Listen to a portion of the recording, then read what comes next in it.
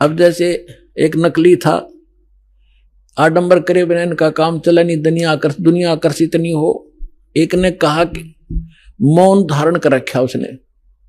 एक कबीर पंथी घीसा पंथी संत था, और दास को पहले नाम देने का आदेश नहीं था जब तक 1988 से 1994 तक। तो दास इनको संत मान के इनसे परमात्मा ने इनकी तलाशी दिवानी थी मेरे थे, उससे मिलता था, चर्चा होती थी। एक दिन मैं गया तो क्या पता चला कि महाराज जी तो मौन व्रत रखा है 41 दिन का। मैं चलो भाई ठीक है, मैं बैठ गया। तो वो निकला गुफा से बाहर, तो उसने क्या किया, एक स्लेट ले रखी जो बच्चों की होती थी पहले, स्लेट पत्थर की, और एक चौक ले रखा, उस पर लिखा कि भगत जी को चाय पिलाओ। स्लेट पे लिख दिया, तो वो चाय ले आए। फिर लिखा कब आए, वो बोला जी अभी आया हूं। अच्छा, अब उस स्लेट पे लिखे और फिर उनको पानी पिलाओ। अब यहाँ वो परमात्मा कहते हैं कि मौन रहा तो क्या हुआ, जो बोले सैनो भेव, इशारों से बात कर रहा, मन तो डिस्टर्ब हो लिया। बताओ उस मौन रहने से क्या लाभ हुआ तुझे। और मौनी वक्ता एक है ना पर सैदल देव। परमात्मा के पाने के लिए ये आडंबर केवल बकवाद मात्र है आपकी, इनसे ये भगवान नहीं मिले। और ये भोली आत्मा इन्हीं से प्रसन्न होते हैं। बाबा जी भाई 41 दिन में, और फिर 41वें दिन उसने वो व्रत खोलना था, समागम हो गया, हजारों आदमी इकट्ठे हो गए, लाखों रुपये उसने मिल गए, हो गया उसका काम पूरा। अब वो भी पार है और चेले भी पार है। दोनों गधे बनेंगे इकट्ठे। कहते सन्यासी 10 नाम है, ये शिव का धर है ध्यान, शिव के ऊपर और है ताको कर प्रणाम। ये सन्यासी 10 नामी सन्यासी कहलाते हैं, भगवान शिव को इष्ट मानते। कहते शिव के ऊपर और परम शक्ति है, उसका ध्यान धरो जब तुम्हारा कल्याण होगा। भेखों से भगवान का दूर महल दरबारे, पाखंडी पहुंचे नहीं दे सतगुरु पार उतारे। इन भेखों से बनावटी आडंबरों से परमात्मा का घर बहुत दूर है, और पाखंडी वहां ना जा सकता ना ले जा सकता। सतगुरु दे पार उतार, सतगुरु आपको पार उतारेगा। डंब करें डूंगर चढ़े अंतर झिन्नी झूले, जग जाने बंदगी करें ये बोवे सुलभ भूले। आप देखते होंगे, हमने खूब देख रखा है बिटर एक्सपीरियंस है दास का। क्या देखा करते, एक समय ये दास अपनी ड्यूटी पर जा रहा था। दास हरियाणा सिंचाई विभाग के अंदर जूनियर इंजीनियर की पोस्ट पर था, मोटरसाइकिल पे जा रहा था अपनी ड्यूटी पे। तो रास्ते में काफी व्यक्ति इकट्ठे थे। एक ऊंचा सा स्थान था गांव में बाहर, और उस जंगल था वहां पर। वहां क्या देखा, एक बाबा जी बैठा, और दूर से दिखे 10-20 भगत बैठे। मैं भी चला गया उधर जाकर देखने के लिए। जब तक ये दास को ये ज्ञान नहीं था, साधु संत की ऐसे अट्रैक्शन होती थी, तो वहां बैठे काफी लोग बैठे, दूना ला रखा, इन्होंने सुल्फे पीवे, भर भर चले वो भी पीवे, और जाओ 10 रुपये चढ़ा दें। और तो अब वो ऊंचे पे न्यू बैठे, सब न दिखूं ताकि मेरे पुजारी आ जाए। तो क्या है, तो यहां क्या कहते हैं, डंब करें, पाखंड करें और डूंगर चढ़े, यानी ऊपर ऊंचे स्थान पर टिल्ले पर जाकर बैठेंगे, और अंदर कोरी बकवाद अंतर झिन्नी झूल, और जग जाने यो बंदगी करे।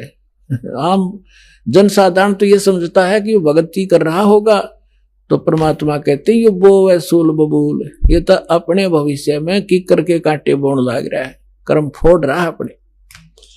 डंब करे डूंगर चढ़े ये अंतर झिन्नी झूले, जग जाने बंदगी करे ये बोवे सुलभ भूले। फिर कहते हैं माला मुक्ति न होते है, मुक्ति होता है नाम। इन माला से मुक्ति नहीं होगी, इस नाम से मोक्ष होगा। चाहे माला तो जप ले, चाहे बिना माला तो जप ले, केवल ये माला पैर के आडंबर करने से बात नहीं बनेगी। अपने आत्माओं जैसे दास आज जो सत्संग एंड करेगा, उसी के कारण ये आगे चल के बात बिगड़ जाती है। जैसे थोड़ा सा उदाहरण देता हूं, ये माला गल में पहनने की परंपरा कैसे चली। जब भक्ति किसी भी युग में कभी प्रारंभ हुई थी, परमात्मा आते हैं, थोड़ी बहुत भक्ति वो स्टार्ट कर जाते हैं, चाहे प्रथम मंत्र की ही थी, तो उस माला से जाप किया करते थे। तो पहले क्या करते थे, जे कपड़े वस्त्र इसे होते नहीं थे, माला से जाप किया और माला को आदर के साथ गले में डाल लिया करते। वो लोग दिखावा नहीं था, वो सिर्फ अपना सुरक्षित स्थान और आदरणीय स्थान सीने से लटकी रहती थी, और जब उसकी आवश्यकता पड़ती उसको जब जाप कर लिया करते थे। तो जिसके गले में माला होती वो जाप करते थे, तो बगैर मर्यादा के उन मंत्र करने वालों से अगर किसी को दुआ निकल गई वो सफल होगी। तो गृहस्थी आदमी ने को किसी ने आशीर्वाद दे दिया, उस माला वाले ने, जाप करनी ने, तो उसको लाभ हो गया, तो उनकी पूजा शुरू होगी, अपने घर घर बुलाने लगे। जब यह थोड़ी सी भक्ति डाउन होने लगती है तो फिर ये पहचान मान ली कि जो गल में माला डाल रहा है ये भगत है और इसकी पूजा सेवा करने से बहुत लाभ हो जाए। तो हम दो भागों में बट गए। तो जो माला डालने दिखता उसको हम भगत और संत मान लेते, उसकी सेवा करते, चरण धोते और उससे थोड़ा बहुत लाभ उसको मिल जाता। अब कैसे? वो तो ऐसा था जैसे एक किसी ने अपने टायर में हवा भर रखी है और उसमें से लाकर दूसरी ट्यूबर दूसरे के टायर में डालता रहे, तो थोड़ी बहुत आ जाएगी, उसका भी काम ना चले पूरा और उसकी खत्म हो जाएगी। तो ऐसे बात बिगड़ती चली गई। तो ऐसे हम इन नकलियों को जो गल में माला डाला करते, प्रारंभ में तो ये भगत थे, फिर मर्यादाहीन होने से अपनी संग्रहित कमाई को यही डिस्ट्रॉय कर जाया करते थे और दोनों यहीं के यहीं रह जाते थे। तो इस प्रकार ये माला का प्रचलन चला था। तो फिर लोगों ने जब नो देखा कि माला जिसने डाल रखी है उसको भगत मानते हैं, फिर मेरे जैसे पाखंडी ने दो दो डालनी शुरू कर दी। तो क्या कहा करता, को पूछता भाई दो क्यों डाल रखी है भगत जी के, दोनों हाथों से प्याग रू में। तो उन्होंने सोचा भाई यू और बड़ा भगत होगा तो उसकी और ज्यादा पूजा शुरू होगी। तो जिसने फिर तीन तीन चार चार डालनी शुरू कर दी तो चार आले ने ज्यादा पसंद करने लग गया आम बोले भगत। तो न्यू भट्ठा बैठ गया। एक आश्रम के अंदर कुछ भगत, वो गांव वालों ने एक आश्रम बना रखा था, 5-7 कमरे बना रखे थे। इसी तरह हम ज्ञानहीन होने से हम इन नकलियों के मजदूर बने रहे। हम इनको ये थोड़ी बहुत भक्ति कर दे जैसी, और फिर हम उनसे सेवा करके रोटी टूका खुआ कर थोड़ा बहुत राहत हम ले लेते, हम इनके भिखारी बने रहा करते थे। अब दास चाहता है कि घर घर में सब धनवान हो, भगवान के खजाने में कोई कमी है? जो भक्ति करेगा वो धनी हो जाएगा, भगवान की भक्ति का सारे सुख आपको प्राप्त होंगे। हम क्यों किसी के मुंह की तरफ देखेंगे फिर? तो क्या था, उसमें 5-7 कमरे बना रखे थे। वहां पर साधु संत आया करते थे और गांव के लोग वहां सेवा करने जाते थे। तो वो क्या किसकी सेवा करा करते? जो ज्यादा भजन करता दिखे। उन्होंने क्या पहचान कर रखी थी कि ज्यादा भजन कौन करता है? जो सबसे पहले उठ कर स्नान करके और अपने भजन पर बैठ जाता है।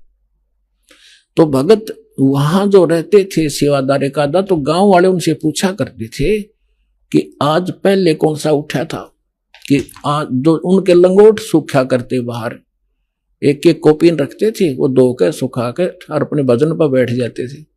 तो जो सबसे पहले बता देते थे कि ये उठा था सबसे पहले, ये इसी का लंगोट सूख रहा है, तो उसी की पूजा ज्यादा लोग करने लगे। और दूसरे जो लेट उठते थे उनको वो विशेष ध्यान नहीं देते थे, उसी का पूजा करनी, उसी को प्रणाम करना, उसी के पैर दबाने। तो दूसरे एक उनमें नकली था, आलसी सा आदमी, उसने सोचा भाई यू क्या चक्कर है, इसकी पूजा क्यों हो रही है? तो उसने पता चला कि वो बखत तो उठा है, इसलिए यार इनने पहचान कर रखी है लंगोट की, इसका पहले सूख्या पावे। वो क्या करने लग गया, उन तो सब तो पहले उठा 2 घंटा, और इतना आलसी था और नाव भी ना था, लंगोट ने पानी में बेकर सबसे पहले टांग दे उड़ा। और उल्टा ही सो जावे। तो वो उन्होंने पूछा भाई ये किसका लंगोटा कि ये इस महात्मा का है। वो सारे उन सारे ने छोड़ देगा, उस नकली के लाग गए साथ उस लंगोट की पहचान करके पहले कौन सा उठे रात ने। तो हम न्यो भक्ति का नाश कर लिया। तो यहां परमात्मा कहते हैं माला मुक्ति न होते है ये मुक्ति होते है नाम। एक अक्षर बाहरा ये उजड़ भला नगाम। कहते माला मुग्ध गंवारे कू गल में पैरा काठ। दगड़े दो जग के चल्या लखी न सतगुरु बाटे।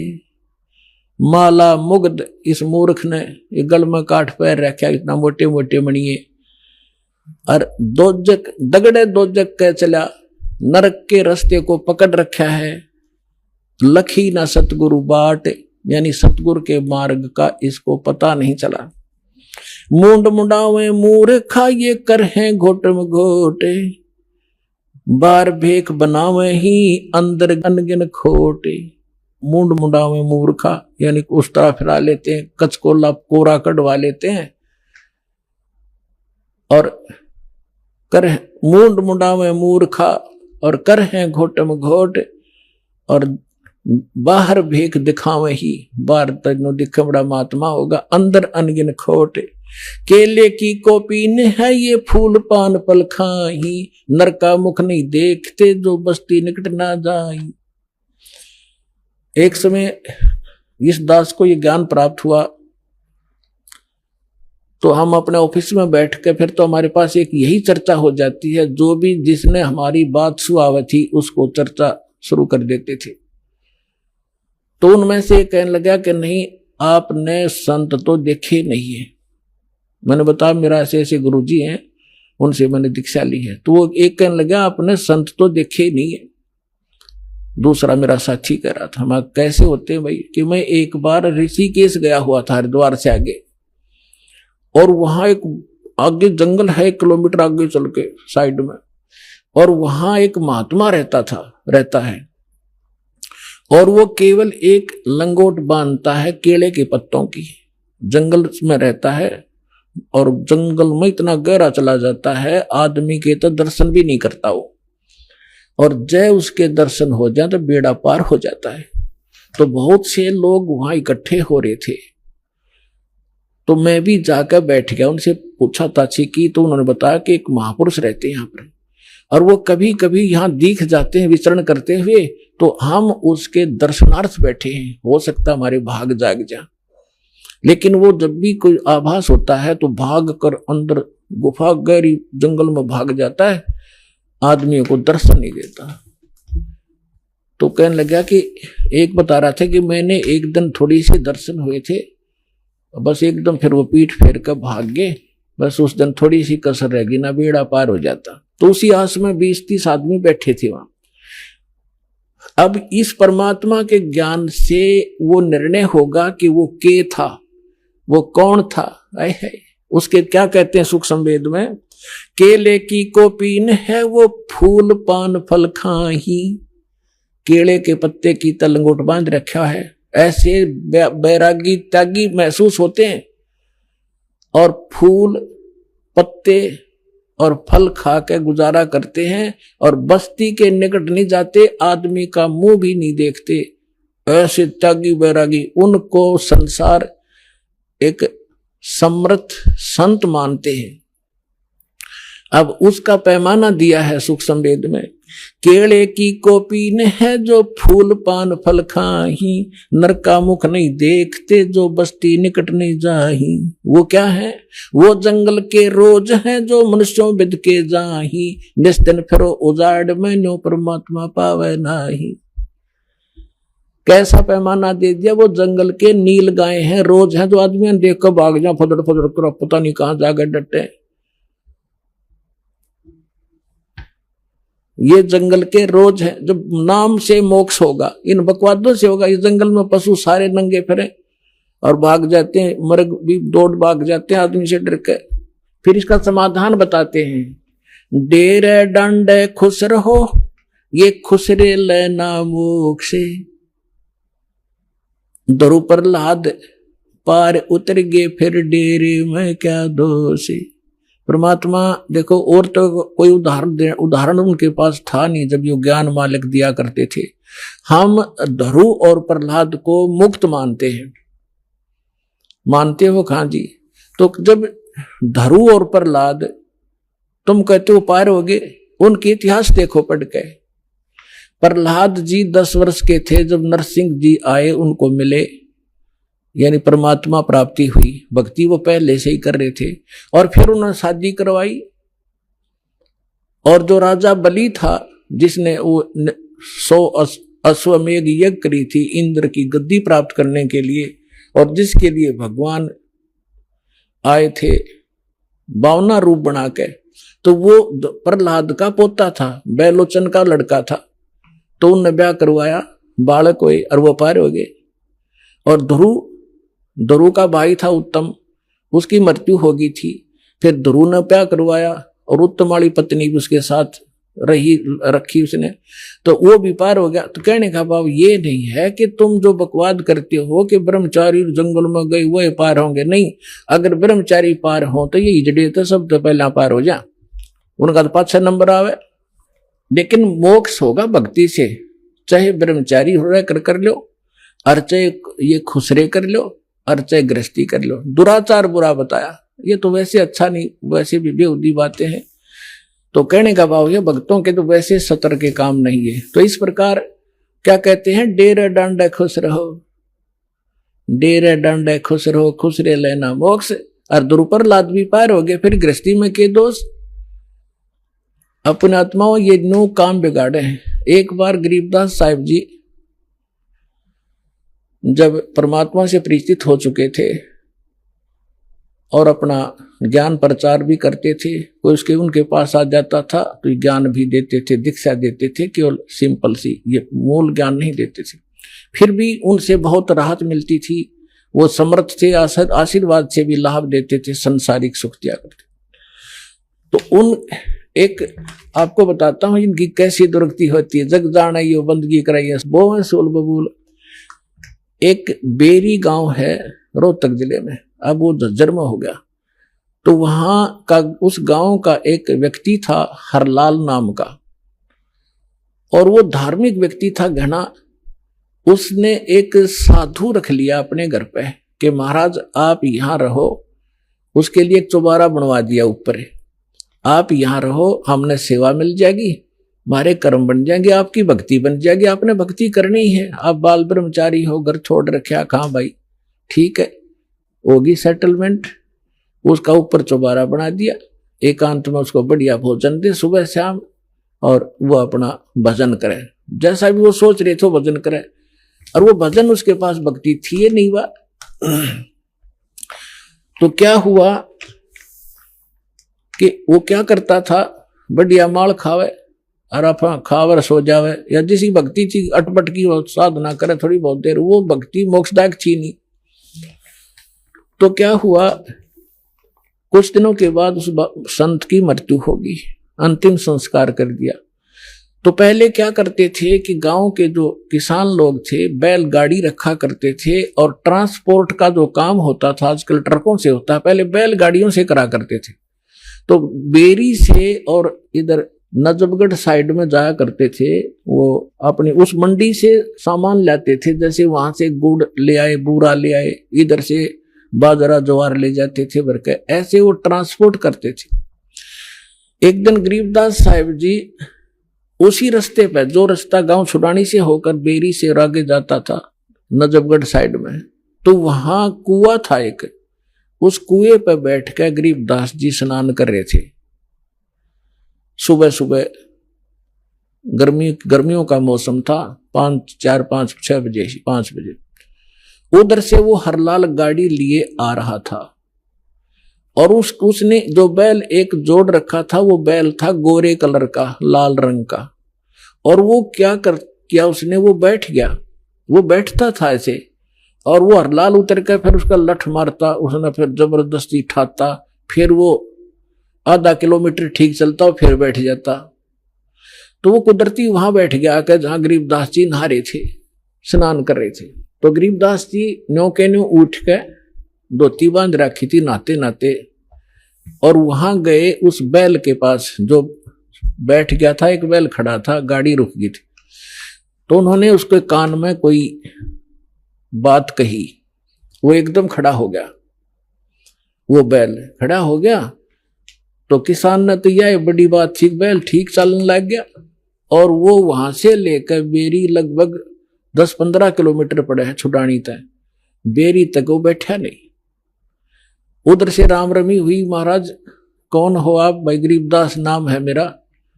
और यू क्या हो गया? कुछ ना, बस आगे इसका समझ में। जब तो वो चला गया, फिर उसने जाकर देखा, उसका जब न्योना जचेगी खड़ा हो गया, जाते फिर बैठेगा थोड़ी दूरी पे, वो ना बैठा। तो फिर उसने पता करा भाई बैल ही इतना, इस दूसरे तो भी आगे चल रहा है, तो इतना तेज चल रहा है, क्या चक्कर है? उसने क्या कर दिया इसके कान में? तो वो वापस आया, जब उस गांव में रुक गया और पूछा वह गरीबदास कौन है? वो कुदरती परमात्मा वहीं आगे स्नान, वो गरीबदास जी उसी टाइम से स्नान, उसने नहीं सोचा इस टाइम से आया कर वो नान भगत और वहां मिल लेगा। तो जब वो स्नान करना, पता था भगत किस लिए आ रहा है, मालिक वो तो परमात्मा से परिचित हो चुके थे। तो जब उसने देखा कि वो आदमी है जो उस दिन बैल के कान में कुछ इसने फूक फाक मारी थी, प्रणाम किया और पूछा भगत जी आपने इस बैल के कान में क्या बोल दिया? ये तो उसके बाद डटा नहीं डटता और ना बैठता, आप तो भाई पहुंचे हुए महात्मा हो। अब इतना गरीबदास जी का उसमें इतना था नहीं, क्योंकि हम घर का जोगी जोगड़ा और बाहर का जोगी सिद्ध, ये तुम्हारी पुरानी आदत है। तो गरीबदास जी ने कहा कि अब बैठ जा, बताऊंगा क्या कह दिया मैंने। आपके घर में चौबारे में एक बाबा जी रहा करता, संत भगत अखा जी रहता था। कहाँ गया वो? तो उस अरलाल भगत ने, किसान था वो जाट, उसने बताया जी वो तो मृत्यु को प्राप्त हो गया, 4-5 वर्ष हो गए। परमात्मा ने कहा कि ये बैल ओए है तेरा बाबा जी, इस नकली पर भक्ति बनी नहीं, सत साधना इसके पास थी नहीं, यू खावा था सोया था, नकली डड़े डोया था, कंकर पत्थर कट्टे करे, साधना ठीक नहीं थी। ये वही बाबा जी है, वो भगत जो घर छोड़ कर चला गया था, ब्रह्मचारी भी था, बैल बनकर गाड़ी खींच रहा है, क्योंकि तेरा खा रखा था इसने, पूरा करना पड़ेगा वापस। मैंने इसको ये कहा भाई भगत जी चाहे तो लठ खा के इसका दे दे और चाहे अपना स्वभाव पूरा कर दे, पूरा करे पीछा छूटेगा तेरा। इसका समझ में आ गई, अब ये तेरे पूरे करेगा। अब पुणात्मा देखो, अब जो भी कोई साधना कर रहे हैं वो है परमात्मा के बच्चे, किसी ना किसी जन्म में वो मालिक के साथ रहे। आगे साधना नहीं मिलती तो वो 84 लाख योनियों में चले जाते। और परमात्मा ने वहां भी दया करा दी अपने गरीबदास जी के माध्यम से, अरलाल का मन फेर दिया कि अभी भगत था यो और यू बैल बन गया, इसकी दुर्भाग्य। पर आज के बाद इसने मैं गाड़ी में नहीं जोड़ूंगा, अलग से बांध दिया, चारा चरावे और बैठा रहे। देख परमात्मा ने भगत की वहां भी रक्षा कर दी और सुविधा दे दी, लेकिन भक्ति बिना क्या बने? अगला जन्म उसका सूर का होगा, फिर क्या सुविधा देंगे? तो पुण्यात्माओं ये सौभाग्य आपका, आपको अनमोल रत्न मिल रहा है, इसने संभाल कर रखियो। अब जो प्रसंग चल रहा था, दास आपको बता रहा था कि अब आपको वो अनमोल वस्तु मिल गई है जो आज तक किसी को प्राप्त नहीं हुई। आपका भक्ति धन थोड़ी ही साधना से अत्यधिक बन रहा, संग्रहित हो रहा है, और इसी भक्ति धन से आपको यहाँ की भौतिक सुविधाएं भी प्रयोग करनी है और आगे चलने के लिए भी इसको सुरक्षित रखना है, इसको बांटना नहीं। अपनात्माओं कुछ दिनों के बाद जिसने 1-2 वर्ष साधना या कर ली भगवान की सत साधना, तो आपका जो भक्तिहीन हो जाओगे, आप किसी को आशीर्वाद दे दोगे ना, वो भी फलने लग जाएगा। आपका पंचर हो जाएगा और उसमें हवा भरने लग जाएगी, आप भी डाउन हो जाओगे, यही रह जाओगे, आपकी गाड़ी खड़ी हो जाएगी और उसने उसका लाभ होना नहीं, क्योंकि दोनों को फुल एयर चाहिएगी टायर में आगे गाड़ी बढ़ाने के लिए, और वो अलग सिस्टम है जो दास आपको दे रहा है। इससे पंप सारे भरो और अपनी गाड़ी चलाओ। एक दूसरे मूर्ख होगा जो अपने टायर में दूसरे के टायर में हवा भरे, दोनों कंडम हो जाओगे। तो इस साधना से हम ऐसे बिगड़ जाते हैं। जो प्रसंग चल रहा था कि ऐसे जो जन्म मनुष्य के होते हैं वो ऐसे होते हैं जो पुनकर्मी प्राणी है। जैसे अब ये भक्ति युग चला है, अभी 1-2 वर्ष और बाधा रहेगी, थोड़ी बहुत, ज्यादा नहीं, क्योंकि समझदार हो, बुद्धिमान हो, सबको ज्ञान हो गया, अब कौन किसकी सुनेगा। फिर 1-2 वर्ष के अंदर पूरे विश्व में फैल जाएगा, सब आपके साथी समर्थक हो जाएंगे, फिर बात तक खत्म हो जाएगी।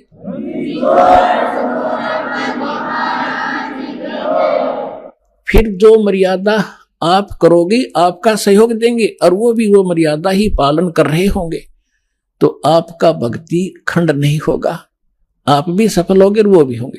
फिर क्या होगा कि कुछ दिनों में आपको इतना सुख हो जाएगा, क्योंकि भगवान सुख सागर है।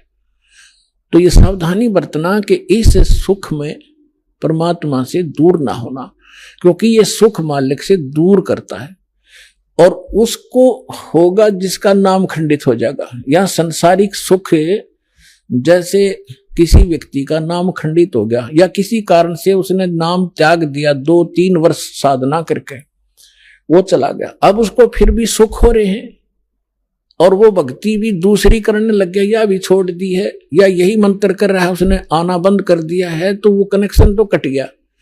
आगे चार्जर नहीं है उसका, लेकिन पिछला चार्ज जो बैटरी है वह काम कर रही है। अब वो काफी अच्छा चार्ज हो गया तो घरे दिन भी काम कर देगी, लेकिन वो ये सोच रहा होगा कि मेरा क्या बिगड़ गया। अब फिर बिगड़ेगा, जब ऐसा बिगड़ेगा कि किसी प्रकार समझ में नहीं आएगा उसके।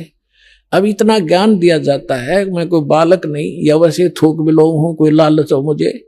2 रोटी भगवान ने दे रखी थी, जेई की नौकरी थी, बढ़िया काम चल रहा था, परमात्मा ने पहले भी ठीक से घर में गुजारा ऐसे जन्म दे रखा था जहाँ रोटी टाइम पर ठीक मिले थी। तो दास ने पता चला कि मेरे जैसे दुखिया सारे ही हैं जिनको भगवान की चाह हर धक्के खा रहे हैं। मुझे पता लग गया, तो सबको आवश्यकता इस भगवान की, इस ज्ञान की। तो इसलिए दास ने इस पर कदम उठाया। तो इस प्रकार जैसे आप जो सफल होगे।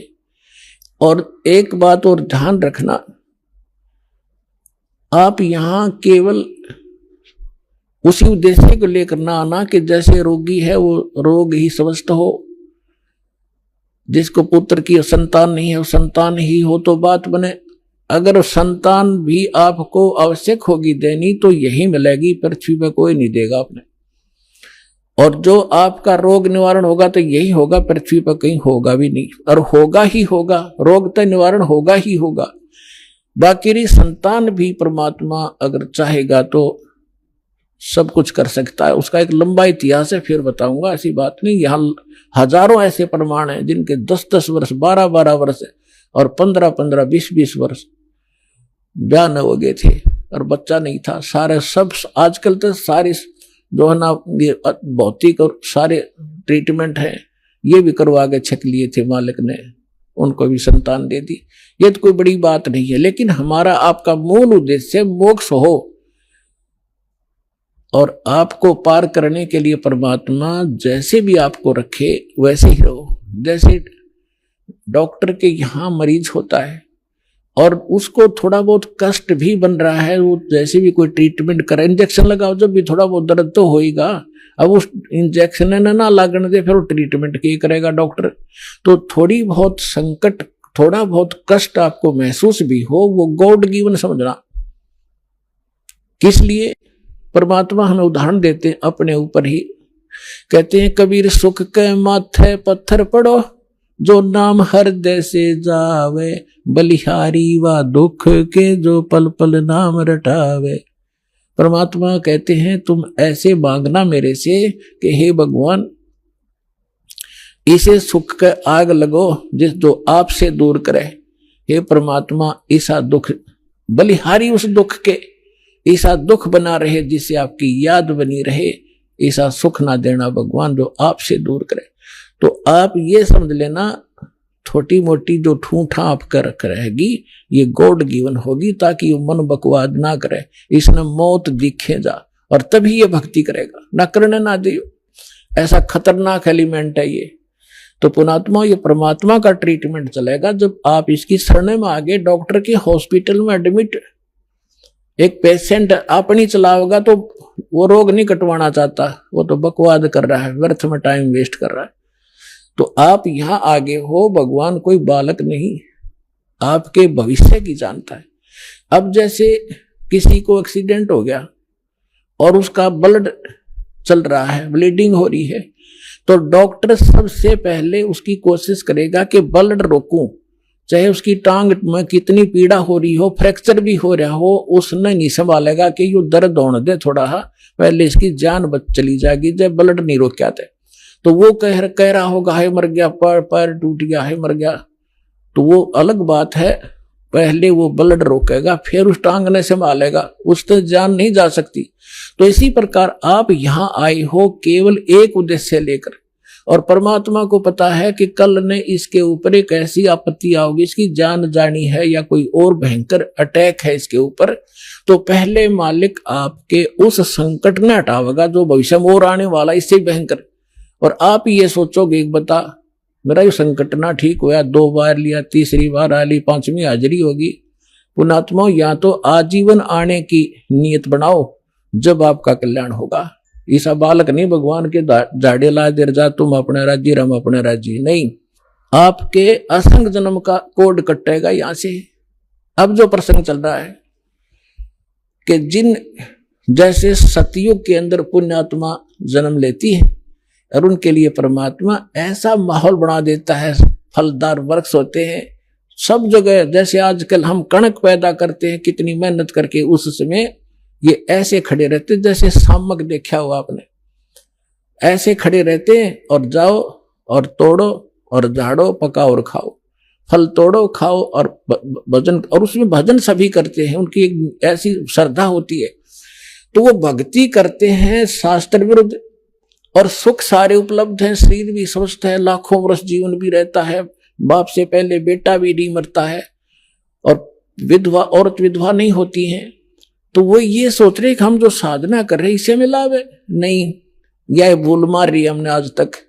तो वो उस सतयुग में कौन प्राणी जन्म लेंगे, ये बहुत असंख्य युगों से चला रहा है। अब जैसे ये समय अब चल पड़ा, जो भगवान पुण्यात्मा है इस ज्ञान से संपर्क में रहेंगे, भक्ति ठीक करते रहेंगे तो ये पार हो जाएंगे। अब अरबों खरबों प्राणी पार होंगे अब इस पिछली पीढ़ी में इस ज्ञान, और क्योंकि परमात्मा ने 3 युग इंतजार की है इस समय के लिए। और कैसे परमात्मा किस प्रकार ऐसे छुपा लुका छिपी करके और भक्ति बचा के लाए हैं, आप इस ज्ञान से परिचित होगे तब पता चलेगा। कहीं भी जैसे आप सोचा करते श्री कृष्ण ने साड़ी बढ़ा दी द्रौपदी की, श्री कृष्ण नर के बस का ना था कुछ भी।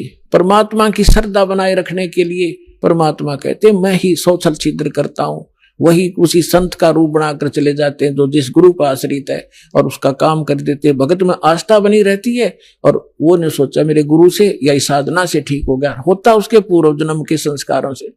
तो परमात्मा ने इस भक्ति को बचा के जीवित रखना था, इसलिए आपको यहां तक लाए हैं। तो अब जो पार होंगे वो तो होंगे ही होंगे। मालिक का वचन है सकल सृष्टि प्रवानिक होई, पूरा विश्व और नाम लेगा, मोक्ष होगा। फिर क्या होगा कि लास्ट में फिर ये तो स्वभाव है इस गंदे लोग का, एक फिर धीरे धीरे चाहकर परंपरा बिगड़ना शुरू हो जाती है। तो उस समय लास्ट में जो भक्त भक्ति यही कर रहे होंगे लेकिन वो पार नहीं हो पाएंगे, उनकी संख्या भी थोड़ी नहीं होगी, बहुत लाखों और करोड़ों में होंगे जो पार नहीं हो सकेंगे, लेकिन भक्ति संग्रहित हो जाएगी उनकी जबरदस्त। तो वो फिर क्या करेंगे, काल के हाथ चढ़ेंगे। उन्हीं में से ब्रह्मा विष्णु महेश ये देव और ये सब बनाए जाएंगे, गणेश और ये जो जितने भी देवता हैं, इंद्र कुबेर वरुण धर्मराज, ये 33 करोड़ देवता इन्हीं में से सिलेक्टेड होते हैं। और फिर इनको ऊपर रखेगा, ऊपर के लोकों में इनकी पुण्य इनके साथ होंगे। फिर वहां इसका टैक्स है, अपना टैक्स अलग लेगा और अपना वह माल बेचेगा वो न्यारा। तो इनके पुण्य समाप्त जब हो जाएंगे फिर ये दोबारा सतयुग में जन्म लेंगे। वो पिछले वाले जो ऊपर लुटन लग रहे हैं वो इस सतयुग में आएंगे, और अब वाले फिर काफी वर्षों के बाद वो आएंगे फिर सतयुग में। अब सतयुग में होंगे ये भक्ति संग्रहित प्राणी जो अब करेंगे। शास्त्र अनुकूल साधना अब मिली इनको। आज तक शास्त्र अनुकूल साधना नहीं थी। 4 युग का हिसाब लगा के देख लो, जब किसी के पास आज तक ये शास्त्र अनुकूल साधना हो या भक्ति की हो किसी ने, तो भक्ति अभी शुरू होगी। तो इनमें से बचे हुए फिर उसी गेड़ में आगे। सतयुग में जन्म हुआ, फिर वही त्रेता में, द्वापर में, और फिर कलयुग के इसी समय में फिर दाव लगेगा इस मोक्ष का। और ईब चूकिए तो फिर वही चक्कर। इंद्र हजारों वर्ष युगों तक आप उड़े वहां इंद्र की पोस्ट पर रहोगे, हजारों वर्षों तक देवताओं के स्वर्गलोक में अपना माल खाओगे, बर्बाद करोगे पूंजी को। और फिर यदि आगे भगवान फिर कोई संत नहीं मिले, इतने जन्म मनुष्य के होकर भी फिर आप 84 लाख योनियों में चक्कर खाओगे। तो ये आज का विषय था कि आज आपको वो दाव लगा है, इसको संभाल के रखना। आपको मानव शरीर प्राप्त हुआ है। आपको 600 वर्ष पहले परमात्मा आए थे, तब भी आप मालिक के शरणों में थे। 64 लाख शेष थे, ये 64 लाख तक पहले आएंगे। उसके बाद फिर परमात्मा ने ये अपना प्रचार फैला दिया है। जैसे आपको बताया गया है कि ये वाणी उसको भी, जैसे कागभूषण की कथा सुनाई थी, 6 महीने कथा सुनकर उसका थोड़ा सा असर हुआ कि नाम ले लूं, तो ये इतना प्रचार होगा इस वाणी का, आंधी सी उठेगी। तो वो जो टर्न वाइज भी जिनका नंबर मनुष्य का आया है, वो कुछ दिन के बाद आ जाएंगे, शरण में आना पड़ेगा। और इस प्रकार ये सबका मोक्ष होगा। बोलो सतगुरुदेव।